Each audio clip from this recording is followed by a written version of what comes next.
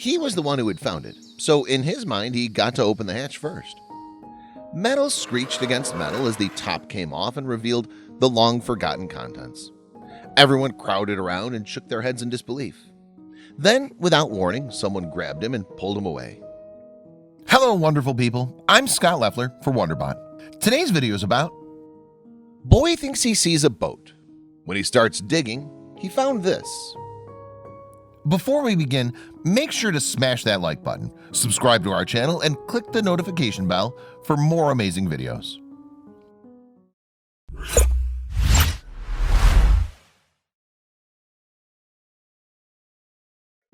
Kaspar looked at the left path, then the right. One was well worn and popular with hikers. The other could barely be called a path at all. And that was the one he wanted. It was time to explore the Estonian swamp. The lush green pines pierced the sky. Soon, Lake Kurtna appeared. As he wandered the squishy perimeter, he noticed strange markings in the patchy earth. They might have been covered with years of growth, but it clearly wasn't like any shape he'd seen before during his many wanderings. He nudged it with his boot. Then something else caught his eye. A rope? Was there a sunken boat? He scraped away the mud and tried to pull it. It wouldn't budge. It was already an odd situation, but now he had to tell someone. He ran home and dragged his confused parents out. It wasn't long until others in the village got word and a large crowd gathered. The men gathered around and tried to see if they could find any clue as to what was apparently submerged in the lake. One of them spotted the rope that was partially buried in the mud. He uncovered it with his hands until he was able to get a grip on it, and then he pulled with all his might. The wet dirt gave way easily, but it wouldn't budge. Then they all tried pulling. Nothing. There was over a dozen strong men and women, but whatever was at the other end wasn't going to come up without a fight. They pulled and pulled, but to no avail. They didn't have the right equipment or the manpower to unearth the mystery. It was time to call the authorities in. Soon the deep rumbling of a huge bulldozer echoed around the forest. The help they needed had finally come. They tied the rope to the gigantic machine as its driver prepared himself to move the vehicle forward. Several people also thought to chip in and hold some parts of the rope to help with the haul. But even the extra horsepower wasn't enough. Whatever it was, it had to be massive. Everyone rushed home to grab their own ropes and bring their own vehicles in. It was 8 hours of steel cables, shovels, machine power, and manpower. Even little Kaspar lent an enthusiastic hand. Like everyone else, he was desperate to see what his discovery really was and committed to however many hours it required. Suddenly, they all felt something move as everyone collectively pulled. Minutes later, the tip of something rose to the water's surface. People rushed to reclaim it from the mud, using shovels to dig the dirt from around it to make it easier for the bulldozer to drag it out. At last, the mysterious thing finally revealed itself. The sun had started to dip below the tree line, and everyone let out a gasp as the beast slowly rolled out of the water like an algae-covered monster. Some of the onlookers knew exactly what it was and dashed to scrape and hose off the hardened mud on its surface, revealing an enormous hatch. It had been hours since they'd partially hauled the massive metal thing out of the muddy water. Even while their energy sapped away, the men wiped the sweat from their brows and continued to wipe away the layers of mud, revealing an eerily familiar white symbol.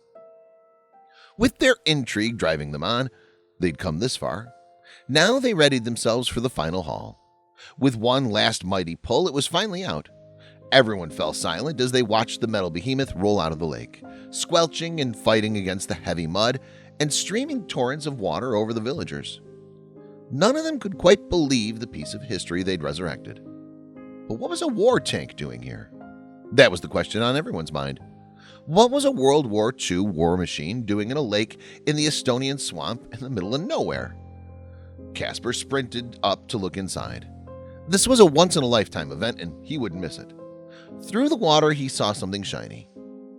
"Mom, are those big bullets?" Kaspar felt strong arms pulling him off and dragging him away. "Get away from that," the mom yelled. There was still ammunition rolling around the cabin. The tank was in amazing condition, so there was a chance the shells could still be dangerous. It wasn't long until they heard the wailing of sirens. A camouflage truck and men in combat gear rushed out of the armored vehicles and toward the mud-caked tank. Someone must have called the authorities as soon as they saw what was inside.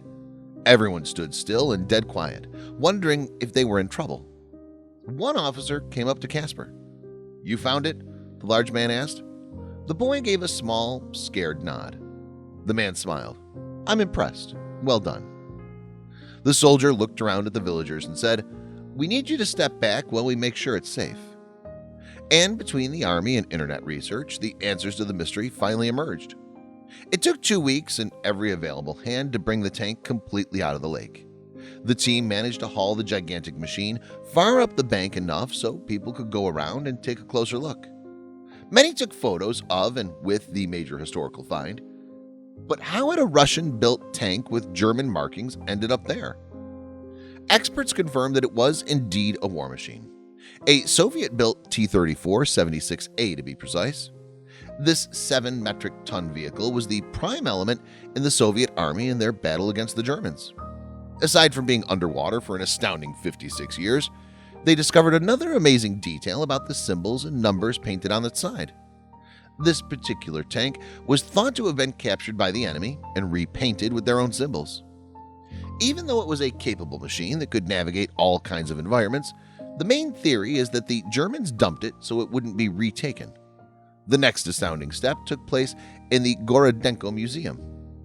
Another curious detail about the tank was that it didn't seem to have any damage at all.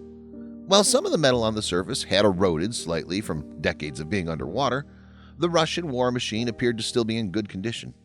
In fact, it was so intact and looked so very solid that they couldn't help but hope that it still worked. Experts revealed that the pristine condition that the tank was found in was thanks to the low oxygen levels in the marshy bog area that became its watery grave. These conditions helped to preserve the metal while minimizing any corrosion. Everything was still intact, as if the metallic beast had been sunk a year ago. But was it still operational? During the restoration, curators were amazed when they found that they were able to start the old diesel engine without needing any spare parts at all. They also recovered a total of 116 pieces of ammunition, and experts were even able to answer the burning question of why the tank was located in that particular area. The eastern Estonia Narva front was the location of some intense battles. Around 100,000 soldiers perished, and more than 300,000 were wounded. The fighting forces migrated, and endless tanks and soldiers poured into the narrow, swampy area. The finale of the battle took place on August 3rd. Huge quantities of Soviet armor and artillery attacked the German positions. But until August 10th, not much had changed. It was in the summer of 1944 that German troops, during the Battle of the Blue Mountains, captured the Soviet trophy tank.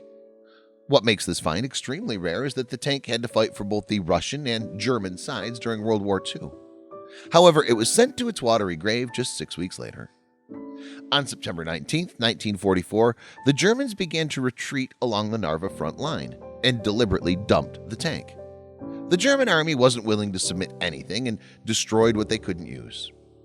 The old T-34 is now on display for everyone to see at a war museum at the Gorodenko village, a priceless artifact that had been found by a curious little boy.